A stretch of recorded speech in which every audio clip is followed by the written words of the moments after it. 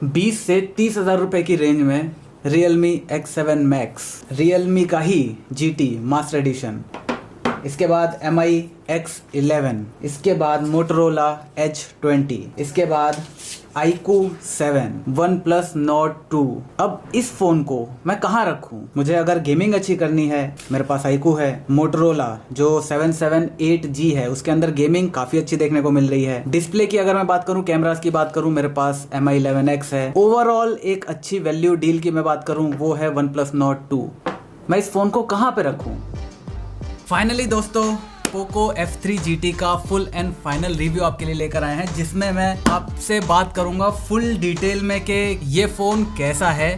मैं बहुत ज्यादा कंफ्यूज्ड हूँ। अब आगे बात करता हूँ वीडियो में कैसे। अगर सबसे पहले हम डिजाइन और बिल्ड क्वालिटी की बात करें, तो जैसे ही मैं पोको F3 GT को हाथ में लेता हूँ तो स्ट्रेट अवे मुझे एक ऐसी फीलिंग आती है कि हाँ, मैंने एक क्वालिटी प्रोडक्ट ले रखा है। इसमें आपको आगे पीछे गोरिल्ला ग्लास की प्रोटेक्शन देखने को मिल जाती है, पीछे मैट फिनिश दी हुई है जहाँ पर फिंगरप्रिंट आपको देखने को मिलेंगे। अब पर्सनल प्रेफरेंस की अगर मैं बात करूँ, क्योंकि देखो दुनिया में कोई भी अनबायस्ड नहीं होता, मैं भी बायस्ड हूँ। क्यों? क्योंकि मैं पतले फोन्स को ज्यादा प्रीफर करता हूँ। मेरे हाथ में OnePlus Nord 2 मुझे ज्यादा अच्छा, ज्यादा प्रीमियम फील होता है इन कंपैरिजन टू पोको, क्योंकि ये एक चौड़ा फोन है। तो इसका मतलब ये नहीं है कि मैं सही हूँ और जिसको चौड़े फोन पसंद है वो गलत है। नहीं, वो उनकी पसंद है, ये मेरी पसंद है। बिल्ड क्वालिटी में ऑब्वियसली यहाँ पर प्लास्टिक होने की वजह से ज्यादा मार्क्स आपको पोको को देने पड़ेंगे। इसकी बिल्ड एक सॉलिड बिल्ड है। यहाँ पर इन सारे फोन्स में जब आप कोई भी सेम चीज देखोगे तो मे भी आपको जो ये OnePlus की है डिस्प्ले थोड़ी ज्यादा अच्छी देखने को मिलेगी। क्यों? क्योंकि इसमें कलर पॉप हो रहे हैं, थोड़े ज्यादा सेचुरेटेड है। लाल एक्स्ट्रा लाल है, ग्रीन थोड़ा एक्स्ट्रा ग्रीन है, ब्लू थोड़ा एक्स्ट्रा ब्लू है। तो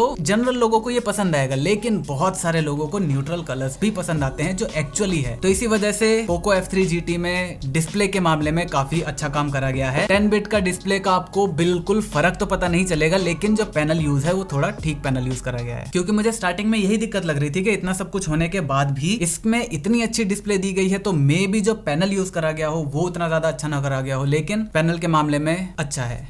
अब अगर मैं इसकी फ्लिकरिंग की बात करूं तो इसके अंदर बिल्ट इन आपको डीसी डिमिंग का फीचर देखने को मिलता है और मेरे हिसाब से वो काम करता है। क्योंकि जब ये आया था उसके 10 दिन तक तो मेरा OnePlus Nord 2 प्राइमरी डिवाइस था, 20 दिन से इसको यूज कर रहा हूं। तो यहाँ पर डिस्प्ले के मामले में जैसा कि मैंने आपको इसमें बताया था कि मैं ज्यादा देर तक जब कंटेंट देख रहा हूँ तो मेरे सिर में दर्द हो रहा था, सेम चीज यहाँ पर मुझे फील हुई। लेकिन जब मैंने डीसी डिमिंग ऑन कर दी, फ्लिकरिंग का इशू था वो कहीं ना कहीं ठीक हो गया। अब दो चीज हो सकती है, या तो मेरे आंखों ने अडेप्ट कर लिया इसके लिए, क्योंकि मैंने इसको वही 15 दिन तक यूज करा था, इसको 20-25 दिन से यूज कर रहा हूँ, तो मेरी आंखों ने मे भी अडेप्ट कर लिया हो, या फिर जो डीसी डिमिंग है वो एक्चुअल में काम कर रही है। बस यहाँ पर प्रॉब्लम एक है कि जब भी आप यहाँ पर एंटी फ्लिकरिंग मोड या फिर डीसी डिमिंग की तरफ जाओगे तो आपकी जो डिस्प्ले है वो ऑटोमेटिकली 60 हर्ट्ज पे आ जाएगी। तो ये एक थोड़ी सी इशू वाली बात है बहुत सारे लोगों के लिए जिनको डीसी डिमिंग या फिर जिनको फ्लिकरिंग से दिक्कत होती है। तो ओवरऑल अगर मैं डिस्प्ले की बात करूं तो वो काफी सही है। इसके बाद बात करते हैं सबसे कंट्रोवर्शियल चीज की। जिसको पसंद है वो MIUI के बिना नहीं रह सकता, जिसको नहीं पसंद है वो MIUI के साथ नहीं रह सकता। मैं दूसरे वाले में से हूँ। बहुत सारी चीजें हैं जो पर्सनली मुझे MIUI में पसंद नहीं है। UI ओवरऑल स्मूथ है। जैसे फॉर एग्जांपल अगर मैं कोई भी फोटो यहाँ पर खींचता हूँ, जब मैं गैलरी में जाके इसको जूम करता हूँ, अब मुझे यहाँ पर एजेस तक जाना है, तो जैसे मैं एज पे जाता हूँ तो ये दूसरी फोटो पे शिफ्ट हो जाता है। वहीं पर अगर मैं OnePlus Nord की बात करूँ, यहाँ पर जूम करके देखो, आप इधर करते रहो, ये अगले फोटो पे शिफ्ट नहीं होता। तो ये मुझे कोने में देखने में ज्यादा आसानी होती है। ये एक नॉर्मल सी चीज है जो मैं रेगुलरली यूज करता हूँ, तो मेरे डेली लाइफ में ये असर करता है। सिमिलरली आपको जो ब्लोटवेयर्स वगैरह मिलते हैं, हालांकि इसके अंदर इतना ज्यादा ब्लोटवेयर नहीं है, लेकिन फिर भी कुछ इनिशियल एप्स आपको देखने को मिलते हैं जो कि अनइंस्टॉल हो जाएंगे। इसके बाद अगर मैं कोई ऐप डाउनलोड करता हूँ यहाँ पर, तो जैसे फॉर एग्जांपल मैं इस ऐप को डाउनलोड करता हूँ, तो जब ये इंस्टॉल हो जाता है उसके बाद पहले तो जो गूगल का प्रोटेक्टेड है, इसने खुद ने तो स्कैन कर ही दिया गूगल ने। इसके बाद ये खुद जो इसका सिक्योरिटी वाला ऐप है वो भी इसे वो करता है। अब मुझे दूसरा गेम एक डाउनलोड करना है, तो मैं क्या करूंगा, मोर एप्स पे जाऊंगा, लेकिन ये आपको गूगल प्ले स्टोर पर रिडायरेक्ट नहीं करेगा, ये आपको MI के प्ले स्टोर पर रिडायरेक्ट करेगा। तो ये चीजें ओवरऑल जो UI है ना, उसके एक्सपीरियंस को कहीं ना कहीं खराब कर देती है। एक चीज और मैंने नोटिस करी है कि जब ये चलता है तब ये फुल चलेगा पूरा 120 हर्ट्ज पे, बहुत ही ज्यादा स्मूथ, लेकिन जब ये नहीं चलता तो बिल्कुल ही स्टक हो जाता है। OnePlus में क्या है या फिर दूसरे जो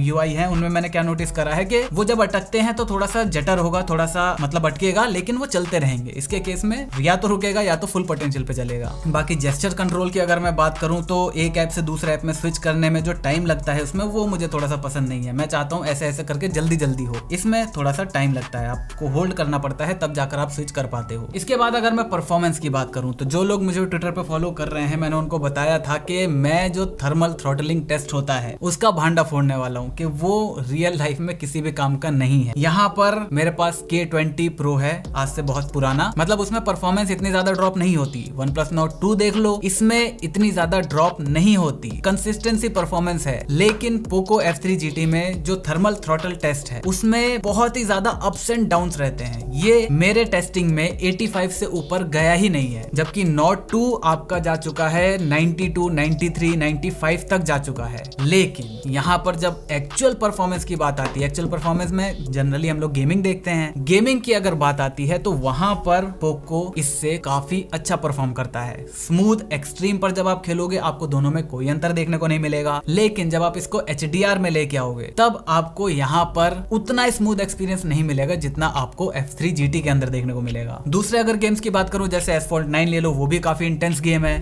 वो भी आपके Nord 2 में उतना अच्छा नहीं चलता हाई सेटिंग्स में जितना आपका पोको F3 GT में चलता है। तो यहाँ पर थर्मल टेस्ट में ये फेल हो जा रहा है, लेकिन एक्चुअल लाइफ में ये ज्यादा अच्छा परफॉर्म कर रहा है। अगर मैं हीटिंग की बात करूं तो हीटिंग ऑब्वियसली आपके Nord 2 में ज्यादा देखने को मिलती है। Day to day life apps ले लो, गेमिंग ले लो, वीडियो रेंडरिंग ले लो, Nord 2 आपका ज्यादा हीट करता है थोड़ा सा। ये मेरा मैक्सिमम जा चुका है करीब 43.5 के आसपास, ये मैक्सिमम जा चुका है आपका 41 के आसपास, 42 भी नहीं टच करा है मैंने तो नहीं देखा। इसके बाद ही अगर मैं गेमिंग की बात करूं, मैंने आपसे पहले ही बोल रखा है कि जब मतलब पिछले वीडियो में ही बताया था कि मैंने अपने दोस्तों को टेस्ट करने के लिए दिया, तो स्टार्टिंग में तो ये ट्रिगर्स काम में आ रहे थे उनके लिए, अच्छा काम कर रहे थे, लेकिन कुछ टाइम बाद वो लोग नॉर्मल उस पर स्विच हो गए, अपना स्क्रीन से ही टच करके खेल रहे थे। यहाँ पर दूसरी बात, अगर आप कॉम्पिटिटिव गेम्स खेलना चाहते हो वो भी ये किसी काम के नहीं है। तीसरी बात, यहाँ पर कई बार ये ट्रिगर्स रिस्पॉन्स नहीं करते। मैं गोली चलाने की कोशिश करता हूँ, मैंने बटन दबाया लेकिन वो काम नहीं करता। ये चीज आपको फ्रिक्वेंटली देखने को मिलेगी।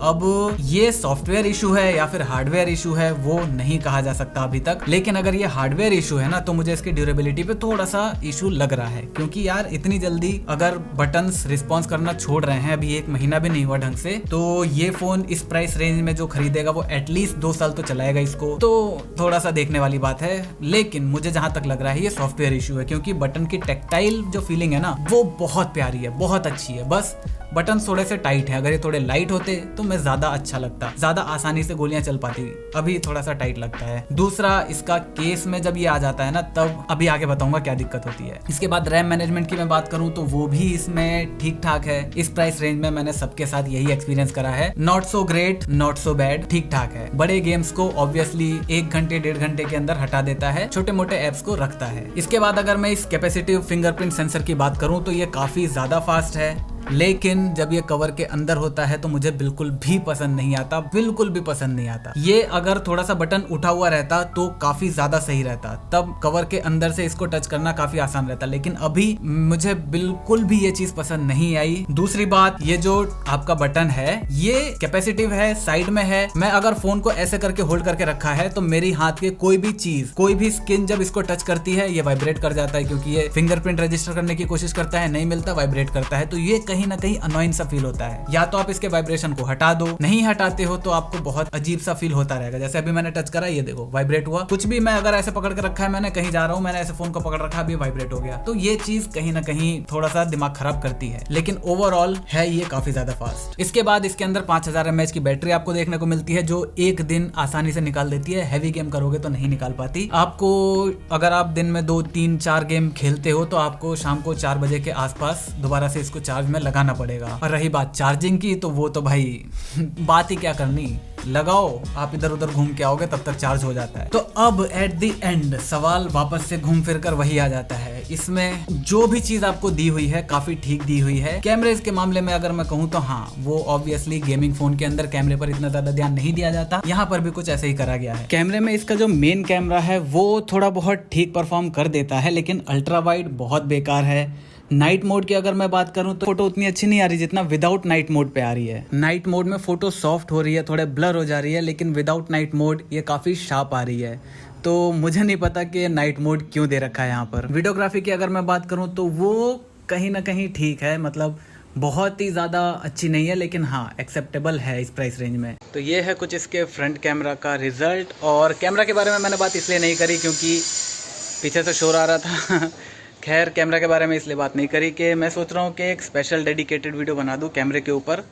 और पहले भी मैंने कैमरे के बारे में बहुत कुछ बोल रखा है। 30,000 के अंदर ठीक है, लेने लायक है, लेकिन बहुत कुछ खास भी नहीं है। तो लास्ट सवाल, 30,000 रुपये आपके पास हैं, दोनों में से कौन सा फ़ोन लोगे? अगर मेरे पास 30,000 रुपये होंगे तो मुझे तो इसका पड़ रहा भारी लग रहा है, क्योंकि यहाँ पे काफ़ी सारी चीज़ें एक्स्ट्रा मिल रही। बट मुझे ये एड्स वगैरह उतने पसंद नहीं है, और वन प्लस में काफ़ी पहले से यूज़ करता हूँ, तो ये मुझे काफ़ी अच्छा लगता है, तो मैं यही लेना चाहूँगा 30,000 अगर मेरे पास हुए तो। ये हमारे आशिक भाई हैं जो कि बहुत बड़े गेमर हैं। तो एक गेमिंग के पर्सपेक्टिव से मुझे पता है आप किसकी तरफ जाना चाहोगे, लेकिन मैं आपके मुंह से सुनना चाहता हूँ। तो भाई बताओ, दोनों में से आप किस फ़ोन को चुनोगे अगर आपके पास 30,000 रुपये हैं तो? अगर मेरे पास 30,000 रुपये है तो मैं तो वन प्लस चुनूँगा, क्योंकि वन प्लस की जो गेमिंग सेंसिटिविटी और इसकी जो ये टच अच्छा बहुत ही अच्छा है। लेकिन पोको की थोड़ी फंसती है, और इसका जो बटन है ये बहुत ही जोर से दबाना पड़ता, काफ़ी जोर से। अगर स्मूथनेस होता तो सही लगता। भाई ये वन प्लस की तरफ से स्पॉन्सर्ड नहीं है, ठीक है? हाँ ये खुद का है ना, मुझे लगा था आप पोको की तरफ जाओगे। हाँ ठीक है, बट देखो इसकी जो बटन है ये काफ़ी अच्छी है, पर ये काफ़ी जोर से दबानी पड़ती है। हाँ, ये हमारे दूसरे भैया जी हैं, इनका इंस्टाग्राम आप चेक कर सकते हो। क्या है Instagram handle? I am Anirudh Pradhan. Traveller है बहुत बड़े, ये बहुत तकड़े वाले भाई, बाइक पे बैठा रहता हूँ और कुछ काम ही नहीं है। तो भाई तुम्हारे पास इन दोनों फोन्स की कोई भी टेक्निकल स्पेसिफिकेशन नहीं है। ओके। अभी तक तुमने थोड़ा बहुत यूज करा है। बिल्कुल। और तुम्हें पहले से फोन के बारे में थोड़ी नॉलेज है क्योंकि तुम इसमें रहते हो। हाँ बहुत सारी। एट द प्राइस ऑफ 30,000 देखो, अगर कैमरा कंपैरिजन मैं करूं तो मैं जाऊंगा इसके लिए। यूआई कंपैरिजन मैं करूंगा तो जाऊंगा इसके लिए। अगर मैं किसकी परफॉर्मेंस की बात करता हूं तो दोनों आपस में एक दूसरे को टक्कर दे रहे हैं। बट दिक्कत क्या है कि MI UI जो मैंने तुम्हें बताया, इसमें बहुत ज़्यादा एड्स आते हैं, इस वजह से मेरे को MI UI पसंद नहीं है। और जो वन प्लस का UI है वो बहुत ही ज़्यादा सिंपल है, बिल्कुल गूगल UI की तरह। क्या कहते हैं गूगल UI को? स्टॉक एंड्रॉइड की तरह, बिल्कुल स्टॉक एंड्रॉइड ही है, बस थोड़े बहुत चेंजेस इन्होंने अपने UI में करे हैं। अगर मेरे पास 30,000 होंगे तो मैं इसके लिए जाऊंगा, इसके लिए तो कभी भी नहीं। अब अगर मैं इन सारे फोन्स की, भले ही जो भी है ये, इनको अगर मैं देखता हूँ तो वही बात आ जाती है। Realme GT मास्टर एडिशन जो है ये यहाँ पर क्या कर रहा है किसी को नहीं पता। ये X7 Max को भी ढंग से रिप्लेस नहीं कर पा रहा। इसके बाद अगर मैं बात करूँ ओवरऑल एक बेस्ट फोन मुझे इस 30,000 की रेंज में पिक करना है। मैं एक ऐसा बंदा हूँ जो व्हाट्सएप वगैरह ये सब चलाता है, इंस्टाग्राम चलाता है, गेमिंग इतनी ज्यादा नहीं करता। मुझे 2 साल तक अच्छे से फोन को चलाना है, कैमरा ठीक ठाक सा होना चाहिए, डिस्प्ले अच्छी होनी चाहिए। एक ओवरऑल अच्छा पैकेज, वैल्यू फॉर मनी कह सकते हैं, वो है Note 2 because of its software और जो इसके कैमरे की रिलायबिलिटी है। इसका डिजाइन भी काफी ज्यादा अच्छा है, तो जनरली ये फोन सही है। अगर आपको बहुत अच्छी गेमिंग करनी है, आपका ये है iQOO 7, ये आपको काफी ज्यादा अच्छी गेमिंग करके दे देगा। इसी के साथ Motorola Edge 20 स्टॉक एंड्रॉइड भी है, गेमिंग भी अच्छी कर देगा। Dimensity 1200 जनरल परफॉर्मेंस काफी अच्छी दे रहा है, लेकिन गेमिंग के मामले में 778G आपको ज्यादा अच्छी दे रहा है। तो Motorola का आप गेमिंग के लिए ये ले सकते हो, लेकिन फिर वही 870 के सामने कोई क्यों 778G लेगा? आपको एक अच्छा डिस्प्ले, अच्छा कैमरा वगैरह चाहिए, MI UI ही चाहिए आपको। पोको की तरफ क्यों जा रहे हो? MI 11X है, डिस्प्ले काफी अच्छी है, कैमरा काफी अच्छा है, बैटरी काफी अच्छी है, डिजाइन काफी अच्छा है, सिर्फ ट्रिगर्स ही तो नहीं है, बाकी सब कुछ इसके अंदर अच्छा है। 870 प्रोसेसर आपको देखने को मिल रहा है। तो अब मैं इस फोन को कहाँ पे रखूं मुझे समझ नहीं आ रहा। ये एज अ गेमिंग फोन है, लेकिन वही गेमिंग भी अपने डिपार्टमेंट में सबसे बेस्ट नहीं है। बाकी जिसने इस फोन को ले लिया है वो पछताएगा बिल्कुल भी नहीं। 2 साल तक बहुत ही अच्छे से चलेगा, लेकिन आपको इसके अलावा दूसरे भी फोन्स मिल जाएंगे इसी प्राइस रेंज के अंदर। F3 GT के बारे में आपका क्या ख्याल है? अगर आपने ले रखा है तो आपको इसकी कौन सी चीज है जो सबसे ज्यादा पसंद आई और कौन सी चीज सबसे ज्यादा बुरी लगी है? नीचे कमेंट करके जरूर बताना। अगर आप लेने की सोच रहे हो और आपको 6GB वाला वेरिएंट अगर मिल जाता है तो मैं कहूंगा कि हाँ वो एक सही डील है, आप उसकी तरफ जा सकते हो। लेकिन 8GB वाले की तरफ तो मैं उतना ज्यादा रिकमेंड नहीं करूंगा। अगर आपको कोई दूसरा फोन नहीं मिल रहा, जल्दी में चाहिए और ये अवेलेबल है तो आप ले सकते हो, कोई भी इशू की बात नहीं है। मुझे उम्मीद है आपको वीडियो पसंद आई होगी। वीडियो पसंद है वीडियो को लाइक कर देना, चैनल पर नए चैनल को सब्सक्राइब कर देना, क्योंकि हम ऐसे ही ज्ञान बांटते रहते हैं। मैं मिलता हूं आपसे अगली वीडियो में, तब तक जय हिंद, वंदे मातरम।